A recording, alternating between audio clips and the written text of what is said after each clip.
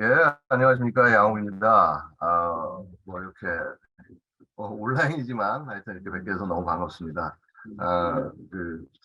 지금부터는 이제 제가, 최근에 북한 전술핵, 운용부대의 훈련 공개가 과연 어떠한 의미가 있을지, 한, 이런 내용들을 한번, 간단히 살펴보도록 하겠습니다. 예, 어, 자, 잘들 보이시죠? 잘들 보이실 거라고 생각을 하고, 그럼 진행을 하겠습니다. 일단은 제가 이게 약간 아직 뭐 저희 그 연구원 내부에서 작성 중인 리포트하고 연구하고 연계된 부분이라서 공개 자료는 일단 아닙니다. 아닌데 여러분들과 한번 좀 말씀을 나누면서 이제 내용을 보려고 합니다. 뭐 일단 여러분 아시다시피 뭐 핵을 왜 가지려고 하고 어떤 위력이 있는지 뭐 이거는 그냥 인트로덕션 한 차원에서 말씀드리겠습니다만은 이런 거죠. 지금 우리가 북한이 전술핵 개발이라고 얘기를 하고 있지 않습니까? 근데 과연 무엇이 전술핵이냐? 무엇이 전략핵이냐? 자, 히로시마와 나가사키에 떨어졌던 폭탄을 한번 생각을 해보겠습니다. 인류가 최초로 겪었던 핵 폭발이기도 하고요. 그리고 사실은 우리가 지금 핵 폭발의 어떤 근거가 되는 기준점으로 잡는 것이 바로 히로시마 나가사키라고 볼 수가 있는데요. 자, 히로시마에 보시면 위 사진과 아래 사진, 위에 있는 사진이 폭격 전의 사진, 아래가 폭격 후의 사진입니다. 그래서 위쪽은 거뭇거뭇하게 보이는 것이 무엇이죠? 건물입니다. 건물이 이제 항공사진 보이는데 밑에 보면 하얗게 된 것은 결국 파괴된 모습이다라고 보시면 되겠습니다. 당연히 오른쪽에 있는 사진도 똑같습니다. 나가사키. 자, 그래서 히로시마 때 파괴력이 15킬로톤이었고요. 나가사키 때 파괴력이 21킬로톤이었습니다. 히로시마는 그 낙진을 포함해서 피해자가 사망자가 한 16만 정도로 추정이 되고 있고요. 나가사키는 그보다 작은 한 8만 정도 추정이 되고 있습니다. 뭐 파괴력의 문제보다는 되려 아마도 얼만큼 인구가 집중되어 있었느냐 그 문제가 아닌가 생각이 됩니다. 자, 그런데 지금 말씀드린 히로시마 나가사키 엄청난 핵폭발이라고 우리가 알고 있습니다만은 이것이 현대적 기준에서 봤을 때는 그저 전술 핵에 불과하다라고 말씀을 드릴 수가 있습니다. 자, 그렇고요. 자, 그래서 이제 이게 뭐 전형적으로 이제 핵폭탄, 초기 핵폭탄입니다. 리틀보이. 예. 요거는 이제 뭐 포신형 탄두라고 그래서 이제 기폭 방식이 독특한데 나가사키에 떨어진 이 펜맨이란 폭탄 이건 보고 있으면 이제 가운데 동그란 구체 안에 폭발물이 있고 그 폭발물 내부에 핵물질이 있는 소위 내폭형 탄두라는 것이고요. 이 내폭형 탄두가 기본적으로 미사일에 장착되는 핵탄두의 전형적인 모습이다라고 말씀드릴 수 있습니다. 북한이 개발한 핵탄두도 그러한 모습입니다. 뭐 예를 들어서 그래서 15킬로톤 정도로 서울 공격했을 때 어느 정도의 파괴력이 될 것이냐를 한번 생각을 해본 것인데요. 굉장히 많이 인용되는 사진 중에 하나입니다. 이게 2014년인가 13년 연구에서 보여준 것인데 소위 북동풍이 불어올 때 이 용산 뭐 혹은 용산이죠. 제가 엄마 예.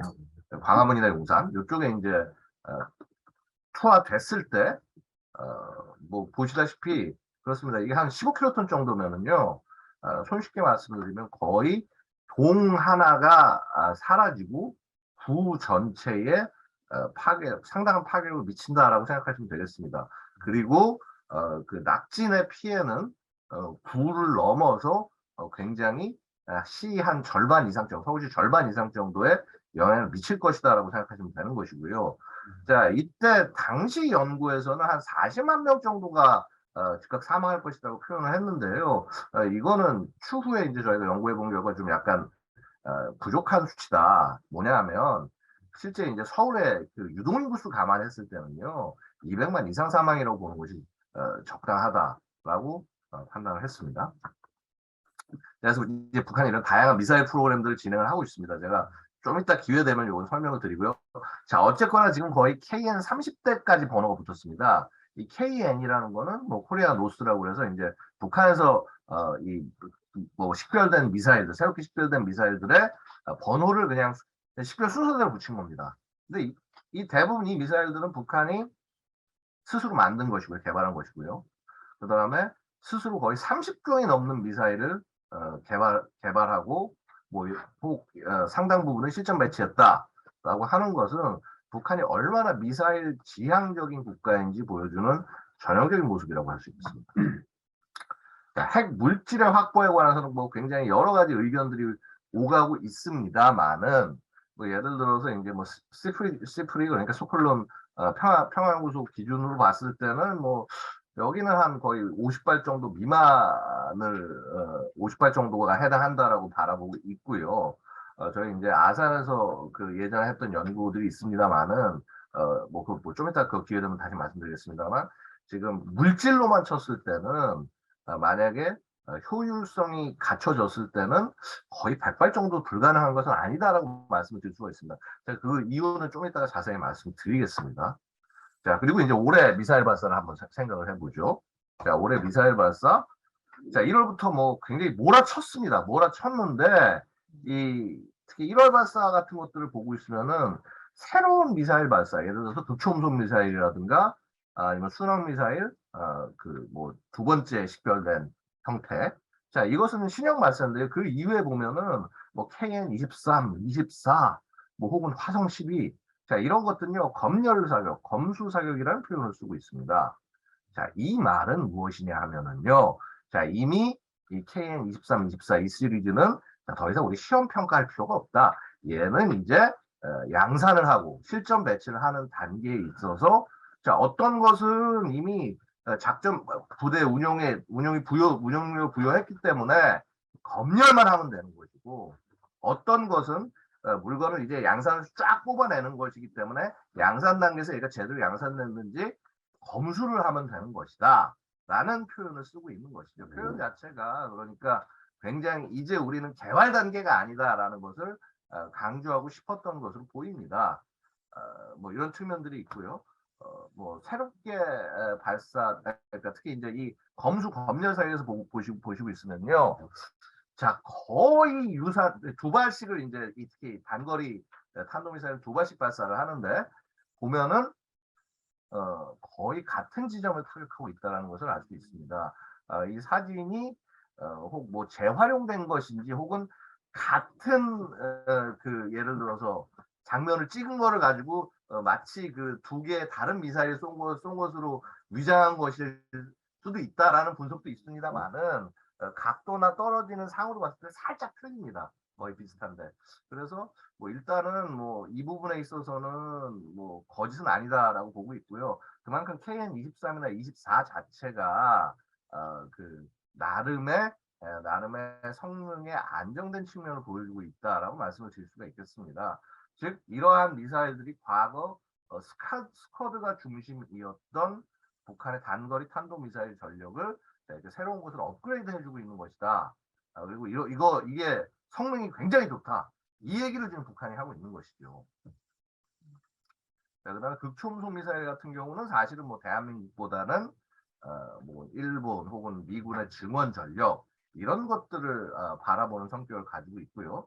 특히 이제 1월에 발사 때 모습을 보고 있으면은 자, 이 파란색 선이 비행 고도입니다. 그렇죠? 이 미사일이 얼마큼 올라갔다 내려갔는지를 보여주는 거고 빨간색이 실제 얘가 움직이는 좌우로 움직이는 모습인 것이죠. 그러니까 이 미사일이 굉장히 좀 독특하게 기동하는 모습을 여러분들 이해할 수 있을 겁니다. 즉 그냥 단순히 포물선을 그려서 날아간 것이 아니라 이렇게 그 내려오다가 다시 이렇게 슬쩍 상승을 하면서 심지어 비행 궤도를 꺾어서 목표를 타격하는 그런 그 거의 자유비행에 가까운 모습들을 보여주고 있다. 오늘 자유비행까지는 아닙니다만 그 너무 좀 나간 말씀입니다만 탄두의 형태나 이런 부분을 봤을 때는 이것이 단순히 극초음속 미사일, 극초음속 활강체 탄두의 성능 실험이라기보다는 이 정도 기능성을 가지고 있다면 나중에 ICBM에 장착되는 내부에 들어갈 수 있는 다탄두, 그러니까 소위 기동성 다탄두의 시험도 어느 정도 그 역할도 같이 하고 있지 않나 생각이 듭니다. 이게 화성 12형이 갖는 의미가 뭐냐 하면은요. 그러니까 지금 다시 한번 말씀드리면요. 지금 요 오른 왼쪽 아래쪽에 보면 미사일 보이시죠, 그렇죠? 이게 이제 극초음속 미사일인데 이 아래 1단 아랫부분은 화성 12형 것을 사용을 하고 있어요. 그 다음에 위쪽 부분은 이제 독특하게 만들어진 것이고요. 그래서 이 시리즈들이 되게 보고 있으면은요, 북한이 장거리 미사일 혹은 ICBM의 기술을 올리기 전에 활용하는 플랫폼으로서의 성격을 분명히 갖고 있다. 이렇게 말씀을 드릴 수가 있습니다. 자, 그리고 그래서 이제 극초음속 미사일 이제 한 1000km 실제 날아갔습니다만은 이것을 최대 고도로 올리고 활용을 했을 때는 뭐 하여튼 제 판단이다만 한 2500 정도까지도 최대 날릴 수가 있다. 이렇게 판단을 하고 있습니다. 자, 그다음에 이제 상반기 도발은 뭐 아시다시피 거의 5월 정도까지는 ICBM과 관련된 도발이 대부분이었습니다. 근데 여러분 아시다시피 3월 24일 날 화성 17형 발사에 성공했다라고 주장을 하고 있습니다만 사실은 뭐 우리는 실패가 아닌가. 계속 우리 정부 쪽에서는 정확히 실패라고 보고 있고요. 김정은이 뭐 선글라스를 끼고 무슨 뭐 가죽 자켓을 입고 나와가지고 해서 마치 뭐 뮤직비디오 같은 뭐 쇼를 보여주는 모습을 보여줬습니다만 실제 이 미사일의 성공은 이루어지지 않은 것이 아닌가 판단을 하고 있습니다. 근데 화성 17이 굉장히 독특한 면이 하나가 발견이 된 것은 바로 이 부분입니다. 맨 오른쪽 위의 사진을 보시면은 노즐 부분이 보이시죠, 그렇죠? 이 노즐 부분이 보면 어떻습니까? 구멍이 4개가 돼 있죠, 그렇죠? 이 원래 화성 14형부터 사실 12형부터 적용이 됐습니다만 활용된 이 엔진들은 소위 백두산 혁명 엔진이라고 하는 것은요. 처음에는 노즐 하나짜리가 등장을 하고 노즐 하나에 이제 주변에 이제 그 자세 제어용 노즐이 달려 있는 게 등장했다가 화성 15형에는 노즐 2개짜리가 등장했습니다. 그리고 이번에 노즐 4개짜리가 등장했다. 이건 뭐냐면요. 이 미사일의 탑재 중량을 비약적으로 높인 것이다라고 볼 수가 있고요. 사실은 이렇게 노즐이 증가하면 증가할수록 실패할 가능성이 굉장히 높아집니다. 그래서 그런 부분들의 문제점들이 좀 있지 않나 생각이 됩니다. 한편 이제 그 뭐 단거리 미사일, 탄도미사일 관련해서는 4월 16일 지금 사진 맨 아래 2장 나와 있죠. 이때 이제 신형 전술유도무기라는 걸 발사를 했는데 110km에 25km를 비행했다고 알려지고 있습니다. 요게 좀 굉장히 독특한 미사일인데 보시면은 분명히 외양은 그 KN-23과 비슷합니다. 이스칸데르와 굉장히 비슷한데 사이즈가 되게 작습니다. 그래서 보시면은 이 자세히 이 차량 그림을 보시면 아시겠지만 미사일을 4발을 장착을 해요. 발사대, 트럭 발사대. 그래서 굉장히 작아진 크기의 미사일이다. 그렇기 때문에 사거리가 이제 110 정도밖에 날아가지 않은 것이고요. 그런데 이제 여기가 조금 이제 문제가 있습니다. 뭐냐면 이걸 발사할 때 김정은이는 신형 전술 유도무기다. 그래서 여기에 그다음에 이게 뭐 핵 무력이라고 소개를 합니다. 즉 여기에 핵탄두를 장착하겠다는 얘기를 하는데요. 여기에 장착될 핵탄두는 사이즈가 엄청나게 작습니다. 아마 북한이 이번 전술핵 7차 핵실험을 할 때 전술핵 실험을 하더라도 여기에 집어넣을 수 있는 크기를 만들 수가 없을 정도로 작습니다. 그래서 이 부분은 조금 이제 지켜봐야 되고요. 즉 북한도 전술핵에 관해서 나가야 될 길이 굉장히 많다라는 것을 알려드릴 수가 있습니다. 자, 그다음에 SLBM 발사가 또 뭐 한 차례 있었습니다만은 이 발사 성격을 봤을 때는 역시 그 기존의 KN-23 계열의 미사일 발사라고 말씀드릴 수가 있겠습니다. 자, 사실은요 이 부분이 제일 위험한 부분인데요. 즉 북한이 핵 전략, 핵 교리, 핵 운영 교리를 변화하고 있다는 징후는 이미 4월부터 나오고 있었습니다. 일단 김여정이 포문을 열었습니다. 담화를 통해서 자 남조선이 우리 군사적 대결하는 상황이 온다면 그러니까 부득이 우리의 핵 전투 무력은 자기의 임무를 수행해야 할 것이다. 근데 그럼 이 자기의 임무라는 게 뭐냐? 자 일단 핵 무력의 사명, 핵무기를 쓰는 이유는 처음에는 전쟁에 말려들지 않는 것, 소위 우리가 전쟁 억제죠. 이게 기본이지만 자, 이제 자기의 임무가 뭔지 이제 설명을 합니다. 그 다음에 일단 전쟁 상황에서라면 타방의 군사력을 일거에 제거하는 것이다. 그렇죠. 원래 무력이라는 것 자체가 원래 그런 의미이기 때문에 그래서 전쟁 초기에 주도권 장악하고 타방의 전쟁 의지를 포각하고 꺾고 장기전을 막고 자기 군사력을 보존하려면 핵무력 쓰는 것이 당연한 것이다 라는 얘기를 하는 것입니다. 그래서 이것이 이게 정말 교리부의 변화냐. 굉장히 공세고 얘기를 하는데 김여정이가 갖고 있는 어떤 정치적 위상이나 의미를 봤을 때 무시할 수는 없지만 이것이 북한의 공식적인 변화인지는 좀 봐야 되지 않겠냐 했는데 사실 여러분 아시다시피 김여정이 지금 대남 스피커의 역할을 하고 있고요. 그다음에 이 메시지 자체가 아시다시피 뭐 남조선군은 괴멸 뭐 전멸할 거다. 결국은 대남 메시지였다는 부분을 감안할 때 이것이 북한의 핵 조리라고 인정하기는 좀 부족했습니다. 근데 하지만 김정은이 결국 올해 그 창군 기념일 연설에서 이 김여정의 발언을 확인을 시켜줍니다. 즉 우리 핵 기본 사용은 전쟁을 억제하면 있지만이라고 얘기를 합니다. 그리고 결국 뭐냐면 그런데 이 전쟁 방지라는 하나의 사명에만 속박될 수 없다. 즉 억제로만 우리는 핵을 쓰는 것이 아니다라고 얘기를 하고요. 자, 우리 국가의 근본 이익을 침탈하려고 한다면 핵무력은 의외의 자기 둘째가는 사명을 결단코 결행한다. 뭐냐면요, 핵 사용하겠다는 얘기입니다. 근데 이 발언은 사실은 저희 같이 이 군사를 전공하고 핵 전략 조리를 바라보는 사람들 입장에서는 굉장히 위험한 발언이다.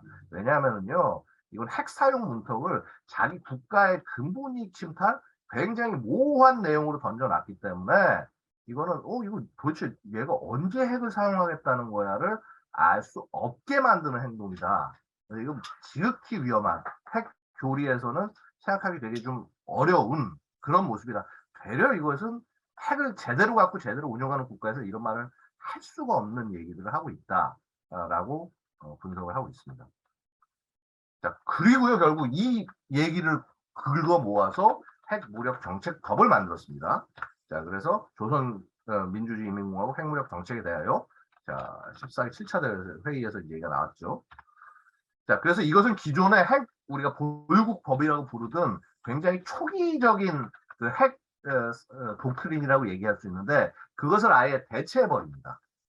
그래서 이제 보면은 여기서 이제 과연 무엇이냐 이걸 도대체 왜 내놨느냐 뭐 저는 3가지 정도 분석을 했습니다.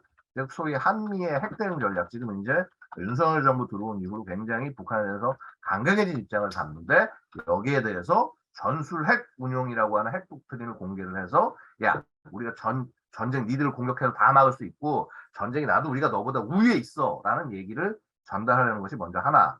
자, 그 다음에 계속 지금 대한민국 정부에서 이렇게 대화 요청하고 하는 소위 담대한 구상 이런 거에 대한 내용들이 계속 나오는데 거기에 대해서 우리 일 없다. 우리는 계속 핵으로 가겠다. 라는 어떤 그런 접근들.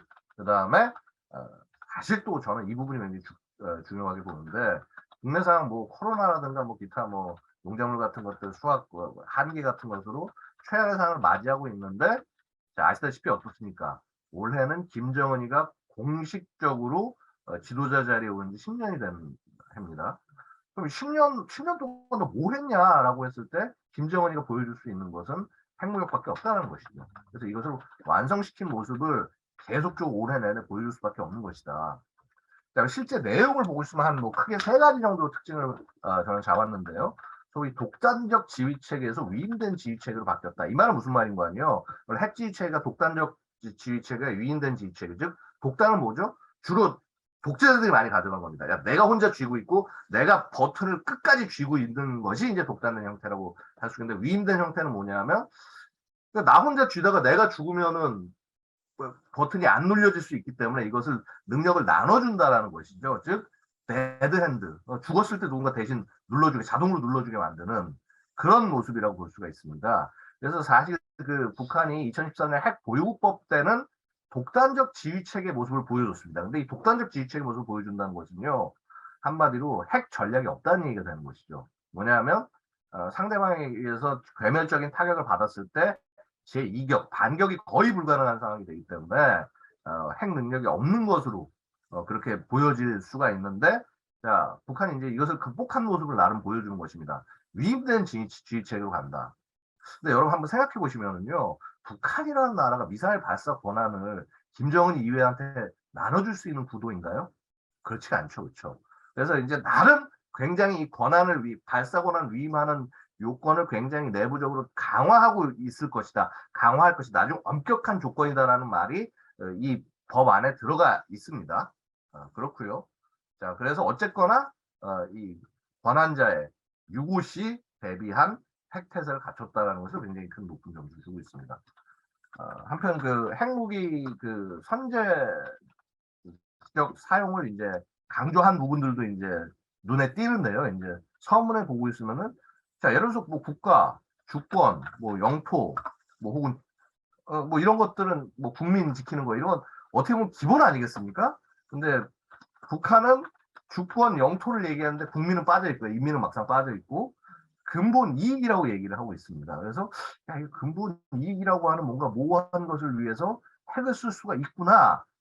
그 김정은이 아까 했던 그 4월 25일 했던 발언과 맥락 비슷하죠, 그렇죠? 자, 그 다음에 1조에서 보고 있으면 전쟁의 그러니까 적의 침략 공격을 경태하고 전쟁의 결정적 승리를 달성하기 위한 작전적 사명이다. 즉 작전적 차원에서 핵을 쓰겠다. 전술핵을 쓰겠다는 얘기를 바로 하고 있는 것이죠. 그 다음에 아까도 말씀드렸다시피 뭐 이런저런데 다 쓸 수 있다. 그래서 예를 들어서 그 좀 이따가 제가 조문 뭐 살짝 말씀드리겠습니다만 핵 WMD 공격이 임박했다, 뭐 국가 지도부 핵 무력 지역구가 핵 뭐 비핵 공격을 받는다 이렇게 상황을 펼쳐놨는데 너무 상황이 많은 거예요. 그 말은 뭐냐면 아무 때나 거의 핵을 쓸 수 있는 것과 똑같은 상황이 되는 것이고요. 그래서 소위 핵 사용의 문턱을 너무나 낮췄다라고 표현을 할 수가 있는 것입니다. 게다가요, 북한이 이제 선제 핵 사용을 이전에 이제 선제 불사용 원칙을 핵보유국법에 지난번에 집어넣었었는데 여기서 선제 불사용 원칙을 안 넣습니다. 안 넣은 데다가 심지어 사실은 지난번에도 선제 불사용 원칙이 있었다라고 하지만요. 그때 얘기한 게 뭐냐면 그 뭐야 한국 그러니까 한국이 아니라 저 뭐죠? 소위 핵을 가진 적과 야판에는 너 핵 가진 놈하고 똑같이 대응해서 우리 대응할 거야. 즉 한국 핵 가진 미국과 손을 잡고 있는 한국은 선제 불사용 대상이 아니다라는 얘기를 이미 예전부터 하고 있었어요. 그래서 사실 선제 불사용 갖고 얘기하는 것 자체도 어찌 보면은 의미 없는 얘기라고 말씀드릴 수가 있겠습니다.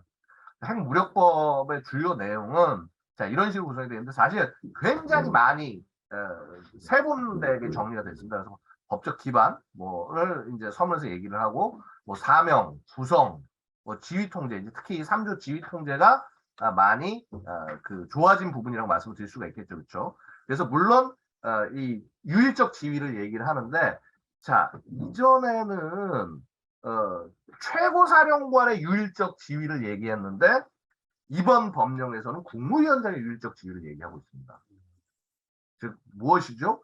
정부로서의 북한, 국가로서의 북한 이 모습을 더 강조하는 마치 세련된 뭐 어떤 그 서구 국가, 정부 체계 갖춰진 국가의 모습과 같은 그런 모습을 보여주려고 하는 것이죠. 그 다음에 소위 국가핵무력기구라고 지휘기구라고 하는 이 핵사용을 갖다가 보좌하는 그 기구까지 만들어 놓으면서 나름 그 지휘 통제에 있어서 굉장히 신경을 쓰고 있다는 것을 보여주고 있는 것이죠. 그다음에 뭐 여러 가지 것들이 있는데 이제 또 의미가 있는 건 6조 핵사용 조건. 여기에서 보면은 자 핵무기나 WMD 공격 또는 임박 시 이거 어느 나라 들어간 겁니다. 이건 이해가 가고요. 자 국가 지도부 혹은 핵무력 기구에 대한 핵 공격 혹은 비핵 공격 시 이것도 약간 애매하지만 들어갈 수도 있다고 봅니다.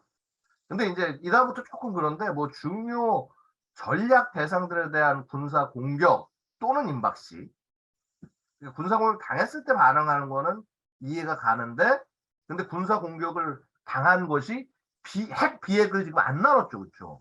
그러니까 일반적으로 공격을 당해도 핵을 쏘겠다. 이건 굉장히 말도 안 되게 핵 문턱을 낮춘 거고요. 자, 그다음에 전쟁 확대 장기화를 막고 주도권을 막기 위해서 작전상 필요해서 핵을 쓴다. 이거는 그야말로 용납이 될 수가 없는 말입니다. 이런 것들을 집어넣고 심지어는 그 밑에 기타까지 넣었어요. 기타 불가피한 상황 조성기. 이런 말도 안 되는 핵 전략, 핵 교리를 교리라고 내세운 북한의 진정한 의미가 뭘까? 사실 고민하게 되는 그런 상황인 것이고요. 자, 뭐 나머지는 뭐 그게 그닥 크게 차이가 있거나 중요하다고 볼 수 없기 때문에 넘어가겠습니다. 자, 최근 발사에 관해서 한번 말씀드릴게요. 자, 최근 발사의 모습을 보고 있습니다. 일단 9월 25일, 자, 태천저수지에서 발사한 게 시작입니다. 그렇죠? 태천저수지 아시다시피 굉장히 넓은 곳이고요. 밑에 댐이 있기 때문에 수심도 나름 확보가 되는 곳입니다. 자, 여기서 KN-23 잠수함 발사 탄도 미사일로 쐈던 것과 동일한 형태로 보입니다. 지금 보시면은 미사일 발사하는데 옆에 뭐가 튀어나가는 게 보이십니까? 혹시 미사일 그 왼쪽에 뭐 이렇게 뭐 십자가 모양으로 해서 튀어나가는 게 있죠. 이것이 이제 뭐냐면 바로 이 미사일 아랫부분을 감싸고 있는 그 뭐라고 그럴까 보호 장치라고 보시면 됩니다. 즉 얘가 그러니까 보통 물 안에서는 수증기의 힘으로 밀려서 이제 지상 위까지 올라온 다음에 그러니까 이 수상 위로 올라온다. 그 수상 위에서 이 부분이 분리가 되면서 점화가 되는 것이죠. 그래서 이제 그 점화되는 이런 모습. 그래서 이것은 SLBM형으로 개량한 미사일이다라는 것을 알 수가 있는 것이고요. 자, 그 다음에 요것을 어디서 쐈냐가 문제가 될 텐데 아마 이제 지금 유사하게 생각할 수 있는 것은 이제 그림 요 아래쪽에 흑백 사진을 집어넣은 이게 이제 소위 미사일 발사를 하는 수중바지입니다. 아마 이런 형태의 것을 활용했을 가능성이 있지 않을까. 뭐 혹은 근본적으로는 뭐 땅에 아예 박아놓는 방법도 있습니다만은 자 어쨌거나 이렇게 수중바지를 이용해야 나름 이동이라도 시키고 위치를 잡을 수 있다라고 말씀드릴 수가 있고요. 자, 근데 이제 여기서 그 의미가 있는 것은 그렇습니다. 이 시험 발사 내용이 뭐냐? 북한은 이렇게 밝히고 있습니다. 전술 핵탄두 탑재를 모의한 발사 훈련이다. 즉, 미사일 안에 핵탄두 뭐 중량이 어느 정도 될지는 뭐 모르겠습니다만 북한이 이번에 7차 핵실험으로 개발할 핵탄두의 중량을 모의를 해서 발사를 한 것이 아니겠나 이렇게 말씀을 드릴 수가 있고요. 특히 이제 여기서 이제 또 의미가 있는 게 뭐냐면 전반적 운용 체계 신뢰성을 검증한다. 미사일 잘 작동하나 보나?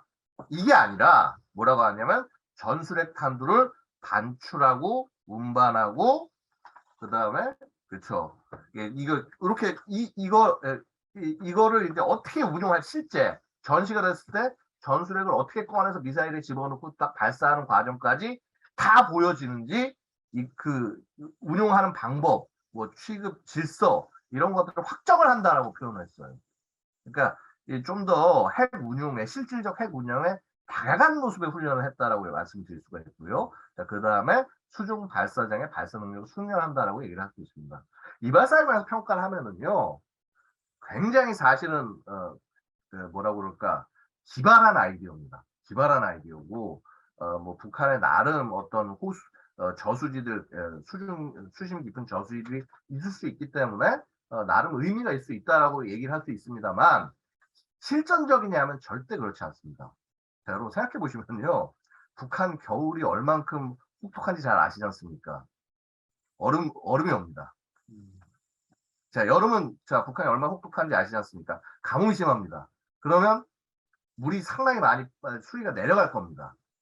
절대로 이 계절의 영향을 받는 이런 무기 체계는요, 그닥 그 의미가 있다고 할 수 없고요. 게다가 이 물속에 집어넣으면 이게 이동은 불가능할 겁니다. 뭐 바지를 쓰고 뭘 쓰고 고정을 시켜놔야 되는데 이것은 특정한 성격의 위성을 활용을 하면은 위치가 어디 있는지 확인까지 할 수가 있습니다. 그래서 이거 굉장히 그럴듯해 보이지만 실질적 의미는 굉장히 떨어진다. 그러니까 물론 굉장히 신선했습니다. 제가 봤을 때는. 근데 한번 그러니까 생각을 해보시면 됩니다. 자, 러시아, 미국, 북한보다 훨씬 더 많은 저수지가 있는 나라들이 왜 이런 발사 방식을 쓰지 않았을까? 너무나 명백합니다. 자, 그 다음에 28일 발사입니다. 평양 소련에서 발사를 했고요. 뭐 이제 위치 발사한 거를 봐서는 순환공항 활주로 옆쪽에 있는 요 지역 중에 하나가 아닌가 생각이 됩니다. 부지처럼 만들어놓은 요 지역에서 발사한 것을 보이는데, 자, 역시 핵탄두를 모의했다고 얘기를 하고 있고요. 이번엔 발사한 것은 KN-23의 기본형이 아닌가 일단 추정을 하고 있습니다.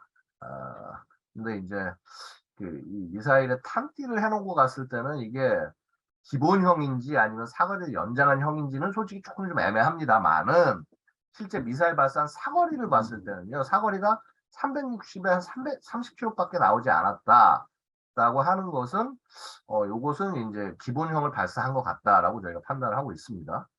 근데 이 북한이 어떻게 얘기를 하냐면요, 남조선 작전지대 안에 비행장을 무력화하겠다라고 얘기를 합니다.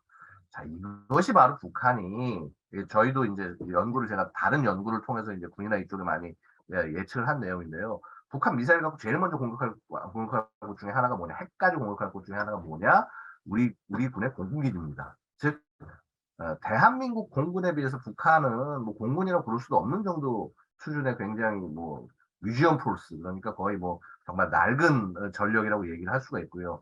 박물관에서 날아다닐 수 있는 비행기를 가지고 가는 그런 전력이다. 그래서 제가 뮤지엄 포스라고 저는 개인적으로 부르는데, 그런 역량밖에 되지 않기 때문에 우리의 항공력을 경멸하는 것이 북한한테는 굉장히 중요한 과제입니다. 결국은 북한이 가진 미사일 중에서 공군 기지를 가장 확실하게 경멸하기 위해서는요, 꼭 그러니까 비행기 자체에 맞추지 않더라도 활주로 자체를 아예 날려버릴 수 있을 정도의 핵 공격이 아니고서는 유효한 타격을 할 수가 없다. 이렇게 말씀을 드릴 수가 있습니다. 그래서 당연히 이제 이것을 제일 처음으로 내세웠다라고 하는 것은 너무나 전술적으로 타당합니다. 예. 자, 그다음에 그 다음 발사인데요. 자, 9월 29일은 KN-25라고 하는, 자, 뭐 북한 초대 구경 방사포라고 하지만요. 자, 직경 60cm가 넘고 사거리가 300km가 넘는 이 발사체를 우리가 방사포라고 부를 수는 없죠. 그래서 우리는 단거리 탄도 미사일로 구분을 하는 것입니다. 우리만 그런 것이 아니라 세계 각국들이 이렇게 바라보고 있는 것이고요. 그래서 이거를 발사했습니다. 근데 사거리 350에 고도 한 50km 정도로 확인이 됐습니다. 근데 여기서 이제 뭘 발사했냐 하면은, 북한이 얘기하면 상공 폭발과 직접 정밀 타격, 그다음에 삼포탄 타격의 배합이다. 라고 얘기를 합니다. 9월 29일 발사, 10월 1일 발사에. 근데 이제 이 탄두의 성격을 보면 미사일 자체가요, 이게 되게 작습니다. 미사일 작다는 얘기는 뭘까요? 페이로드, 그러니까 탑재할 수 있는 중량이 굉장히 작다는 얘기가 되는 것이고요. 얘는 의미 있는 소위 말해서 파괴력이 센 폭탄이나 이런 것들을 실 수가 없다는 한계가 있어요. 그래서 얘가 주로 가지고 있는 것은, 의미를 가지려면 뭐 예를 들어서 위쪽에서 좀 폭발시켜가지고 해가지고 해서 뭔가 이렇게 뭐 파편을 일으킨다거나, 아니면은 예를 들어서 뭐야 정밀타격. 그러니까 지금 보시면 이 초대구경 미사일들은 어떤 점을 딱 찍어 놓으면, 레이저나 이런 걸 점을 찍어서 거기를 정확히 때릴 수 있다라고 저희가 추정을 하고 있는데, 그런 것이 아니면은 큰 피해를 입히기를 쉽지 않은 한계가 있다라는 것이죠. 그래서 뭐 이것을 얼만큼 창의적으로 끌고 나갈지는 좀 지켜봐야겠습니다만, 어쨌든 북한이 이렇게 활용을 했다. 자, 그 다음에 10월 1일 발사한 것을 KN-23을 그냥 그대로 발사를 했는데, 보시면은 아마 여기서는 산포탄, 그러니까 이렇게 자탄이 막 흩뿌러져서 넓은 지역을 타격하는 그것을 발사하지 않았을까 생각이 됩니다. 특히 KN-23의 원형 이스칸데르 같은 경우가 산포탄을 많이 활용을 하기 때문에 그러한 모습들로 실험을 했을 거라고 추정을 합니다. 자, 그 다음에 이제 또 핵 운용부대 훈련 네 번째 훈련으로는 자, 드디어 또 일본을 넘어서 4,500km를 날렸습니다. 근데 이 미사일은 보고 있으면은요, 자, 지금 이 그림 보시면은 제가 맨 오른쪽에다가 집어넣은 이 그림이 화성 12입니다. 그렇죠? 자, 보면 어떻습니까? 노즐이 가운데 하나가 있고 옆쪽에 세 개가 보이죠. 그렇죠? 그리고 불꽃 뒤쪽에 하나가 더 있어서 노즐이 네 개가 있습니다. 이렇게 자세 제어 노즐 네 개에 이제 추력 하나인데, 자, 이날 발사한 신형 이 중거리 탄도미사일 보시죠. 어떻습니까? 발사구가 하나죠, 그렇죠? 그래서 뭔가 이게 얘들이 이 추진체 개량을 했다라고 하는 것을 알 수가 있습니다. 근데 이제 좀 한 가지 좀 되게 뭐라고 그럴까, 좀 독특한 점은 이거예요. 저렇게 깔끔한 형식으로 해서 이렇게 추진구를 만드는 것은요, 사실은 고체 연료일 경우가 저렇게 만듭니다. 그래서 이게 고체 연료가 아닌가 하고 제가 지금 분석을 해봤는데, 다행히도 고체 연료는 아니었습니다. 지금 이 불꽃의 특성과 크기를 보고 있으면은요, 고체 연료보다는 액체 연료라는 것을 명확하게 알 수가 있었고요. 근데 그럼에도 불구하고 이런 노즐 형식이나 디자인을 따라간다는 것은 고체 연료로서의 전환 가능성을 계속적으로 지금 염두에 두고 있다라고 볼 수가 있겠습니다. 이번 발사는요, 사실 어떤 실전적 능력이나 이런 것들도 이런 것이지만은, 북한은 딱 한마디로 표현을 합니다. 적들에게 보다 강력하고 명백한 경고를 날렸다. 즉, 그러니까 한마디로 그 대한민국이 아니라 이제 뭐 일본이라든가 혹은 미국 여기에 대해서 나름 대항하는 그런 의미로 발사를 한 측면들이 보인다. 즉 전술핵만을 쓰는 것이 아니라 이런 뭐라고 그럴까 중장거리 이상 혹은 ICBM의 그 핵 사용을 같이 겸할 것이다. 라는 메시지를 담고 있는 것이 아닌가 보여지고요. 근데 한 가지 좀 독특한 부분은 핵탄두를 모의했다는 얘기는 하지 않고 있습니다. 그래서 이 부분이 좀 독특했습니다만 어쨌거나 이 미사일의 크기나 이런 부분을 봤을 때 충분히 핵탄두를 탑재하는 것은 가능한데요. 아마도 탄두를 불특정했다라는 것은요. 탄두를 실은 채로 모의하고 발사한 것이 아니라 탄두가 빈 상태로 쭉 발사를 한 것이 아닌가. 그래서 이전에 한 3,700km밖에 나오지 않던 그 급의 미사일이었는데 이 시리즈가 이게 4,500까지 가게 된 것은 일단 탄두 중량 자체가 가만히 안 돼 있고 플러스 이 추진 체계 자체가 변경이 돼서 그렇게 된 것이 아닌가 추정을 했습니다. 자, 그 다음에 그 다음에 이제 3번 정도 발사가 더 있었는데요. 사실 그닥 중요한 의미는 없었습니다만은 자 KN-25 발사 말씀드렸다시피 아직 KN-25 이 시리즈들은요. 그 사진이 아래쪽에 나와 있는 겁니다. 아래쪽에 나와 있는 게 아래쪽 왼쪽에 나와 있는 게 10월 6일 발사일 거고 오른쪽이 10월 9일 발사일 거로 추정을 하고 있습니다. 뭐 자 어쨌거나 이 그림만 봐서는 언제 발사했는지 모르시겠죠, 그렇죠? 다 똑같습니다. 같은 거기 때문에 자 어쨌거나 여기는 핵을 탑재를 못합니다. 명백하게 탑재를 못하고 10월 6일 발사는 적의 주요 군사시설을 타격을 모의했다라고 표현을 하고 있고요. 10월 9일 발사는 적 주요 항만 타격을 모의했다라고 얘기하고 있습니다만 사실은 350km에서 타격할 수 있는 항만이라고 한다면은요. 부산은 당연히 해당할 수가 없는 것이고요. 뭐 인천이라든가 기타 이제 뭐 평택 정도까지 감안을 한 그런 모습이라고 말씀을 드릴 수가 있을 것입니다. 또한 사실 10월 6일에는 KN-23도 발사를 했는데 이때는 자 핵탄두를 탑재했다는 얘기를 안 합니다. 그렇죠?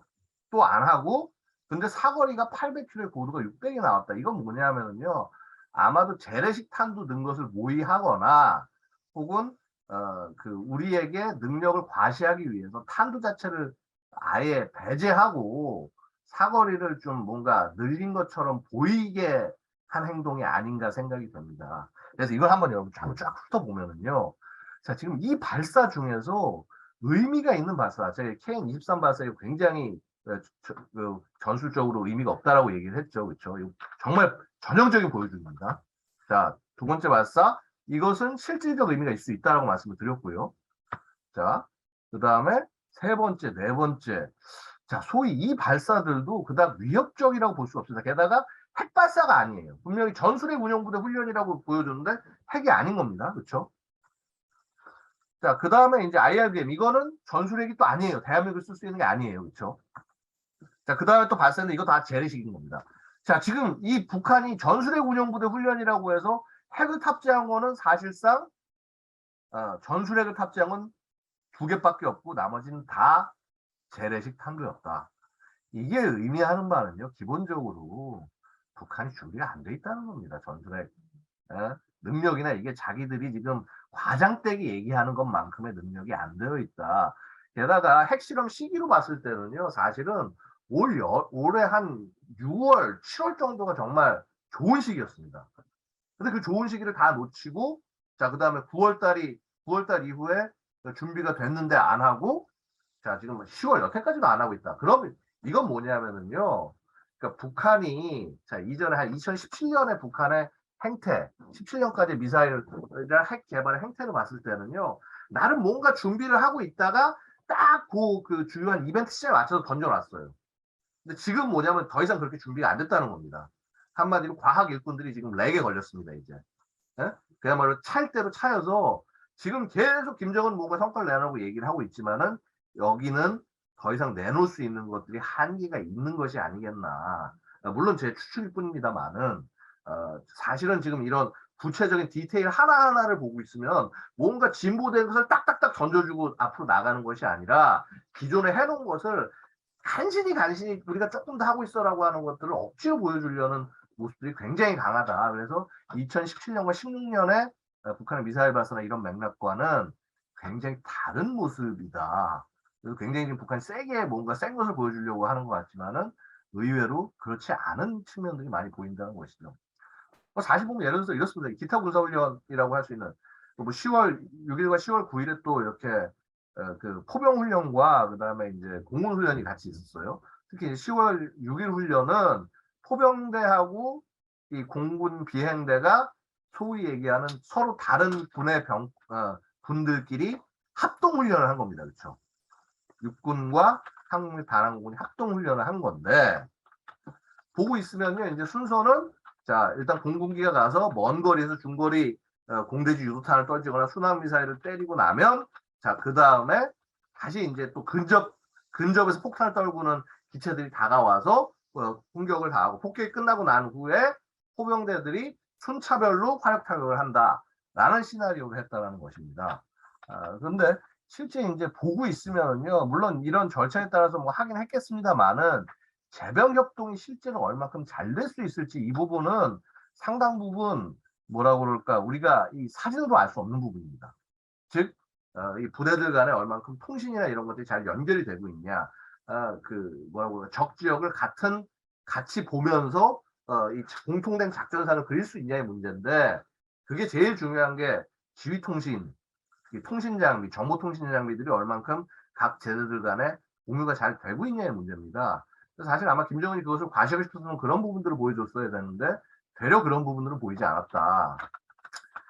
게다가 지금 이제 보시면요, 이 지금 제가 뭐 여기는 지금 안 집어넣었는데 이 지금 뭐 이제 10월 9일에 150대 전투기가 동시 출격해서 훈련했다고 알려지고 있지 않습니까? 근데 지금 이 항공기들의 모습들을 보고 있으면은요, 포토샵 조작 의혹이 있습니다. 근데 실제 몇 개 기체들 같은 경우는 그러니까 너무 이게 분명히 비행기의 같은 방향으로 아니까 다 비슷해 보일 것 같습니다만 이 각도가 조금씩 다 틀립니다.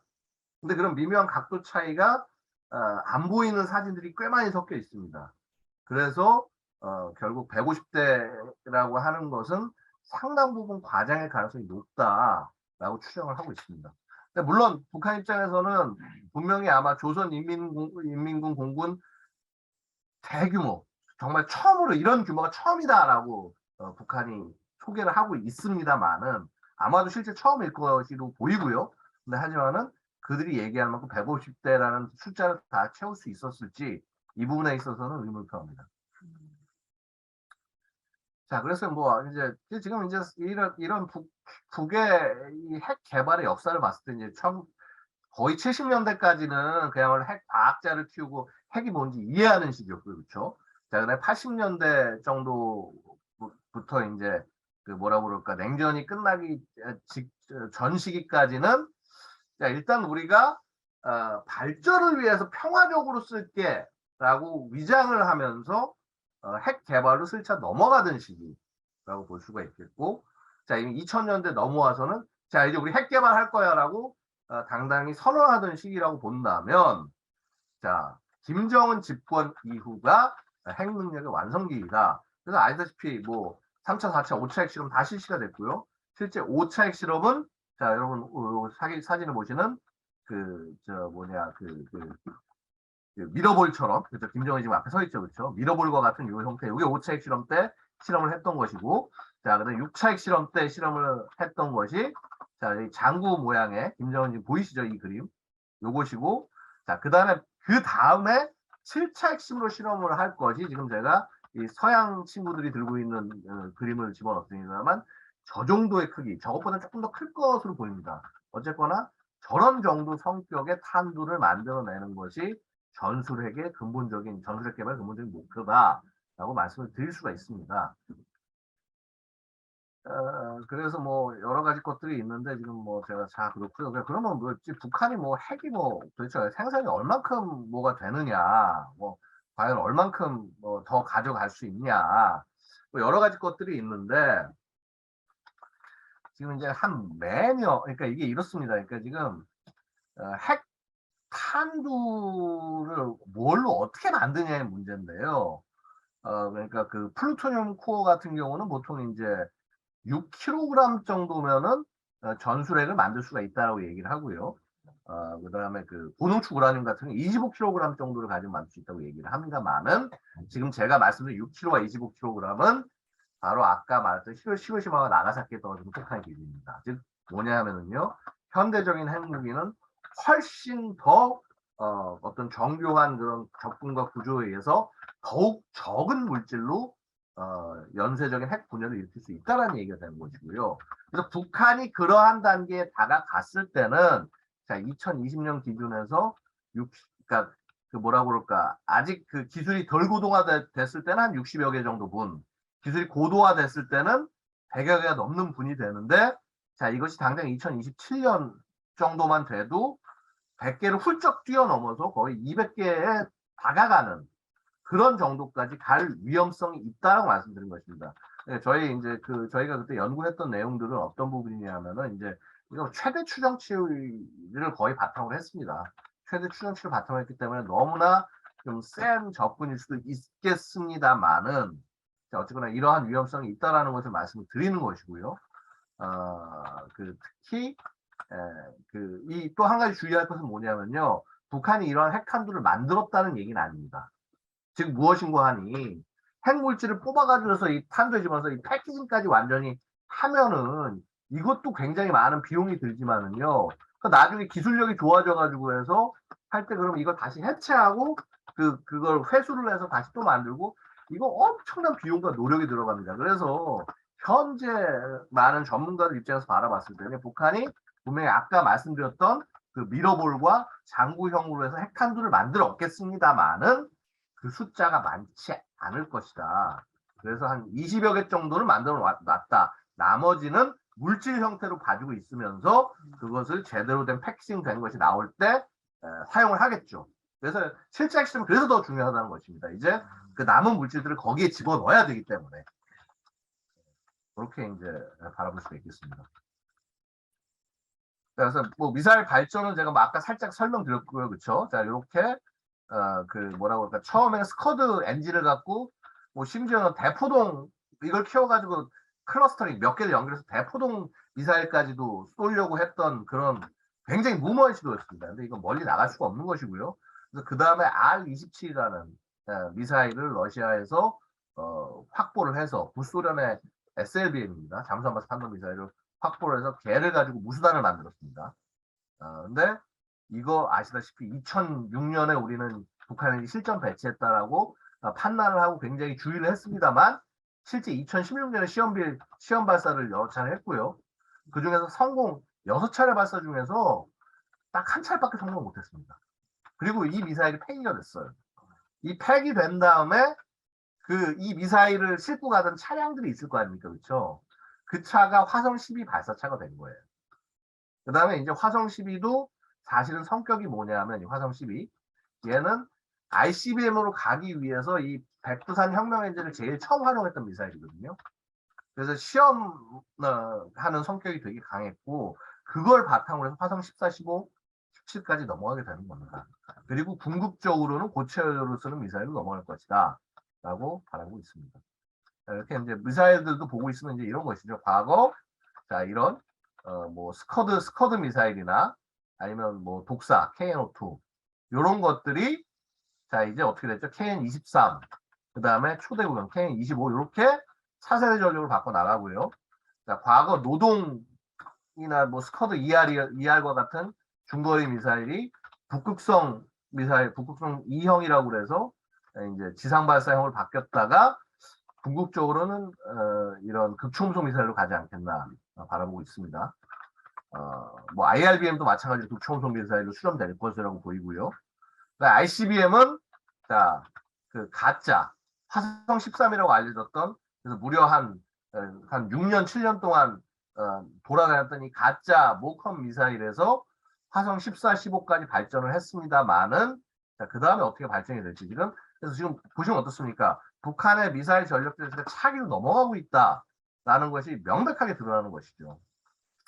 그래서 뭐 이런 것들은 뭐 저거 해서 그렇고 이제 특히나 이제 지금 미싱 링크가 북한 미사일 전력이나 이거 미싱 링크가 바로 이 그 저 잠수함 발사 탄도미사일이에요.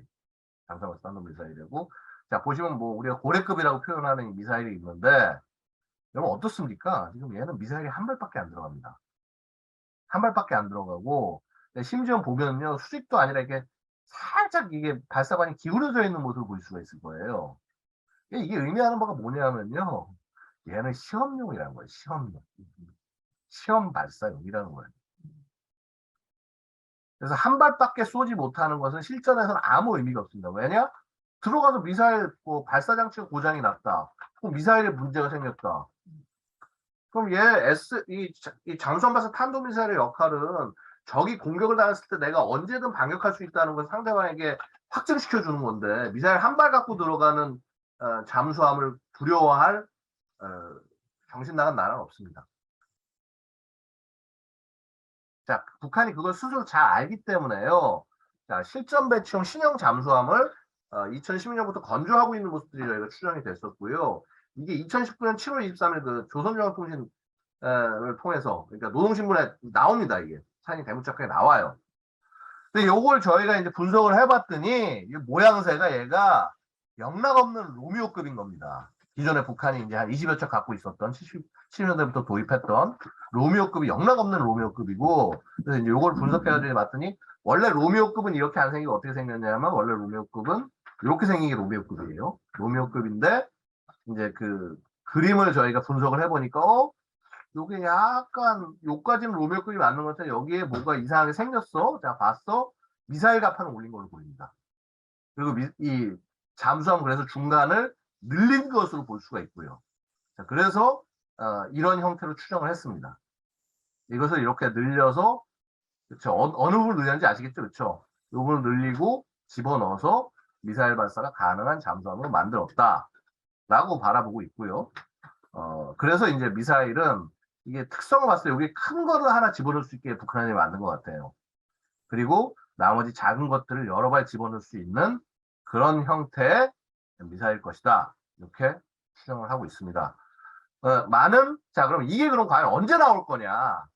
자, 여러분 최근에 혹시 뉴스나 이런 것들을 보셨겠지만 최근 위성 사진에 이 함이 건조되고 있는 것으로 보이는 심포조선소의 그 건물 앞쪽에 계속 막 크레인들이 움직이고 뭔가 배를 꺼낼 것과 같은 모습들이 8월, 9월 위성 사진이 계속 포착이 되고 있습니다만 아직까지 배가 나오지 않고 있습니다. 그래서 사실 정상적이라고 한다면요, 이 정도 만든 것이 2019년에 공개가 됐다. 사실 올해는 배가 진수되는 상태에 되어 있어야 돼요. 이 정도 공개했다고 한다면. 근데 아직까지 공개하고 있지 못한 것은 무엇일까? 자, 그 다음에 만에 하나 이것을 완성했다고 하더라도 여전히 얘는 원자력 추진 잠수함이 아닐 것입니다. 의미가 없습니다. 즉 자망했다가 뭐 한 이틀 뭐 최대 3일 만에 다시 부상하는 SLBM 발사하는 잠수함 전략적으로 의미가 없습니다. 어찌 보면 북한이 뭐 저수지 쏘고 뭔그생 난리를 치는 것도요. 어찌 보면 그러한 한계를 보여주는 모습이라고 볼 수가 있겠습니다. 근데 물론 제가 지금 말씀을 드리는 것이면 이것을 가지고 제가 지금 북한을 비하하거나 우습게 보자고 드리는 말씀이 아니라 얘들이 지금 현재 하고 있는 능력, 그다음에 얘들이 앞으로 가고 싶은 방향 이런 것 간에 지금 괴리가 있기 때문에 되려 최근에 훈련 공개나 격렬한 모습들은 그런 부분들을 반영하는 것이다. 그리고 아까 말씀드렸다시피 핵교리를 얘기하는데 말도 안 되는 핵운용 교리를 던지고 있다. 이것은 지금 무기체계 운용 자체가 아직 how to fight라고 하는 어떻게 싸워야 될지 자체가 안정되지 않은 그런 모습을 보여준다. 되려 북한의 핵 태세, 뉴클리어 포스처가 완성되지 않은 모습들이 최근 발사에서 속속 드러나고 있다라는 결론을 통해서 일단 오늘 제가 발표 내용은 마치도록 하겠습니다. 감사합니다.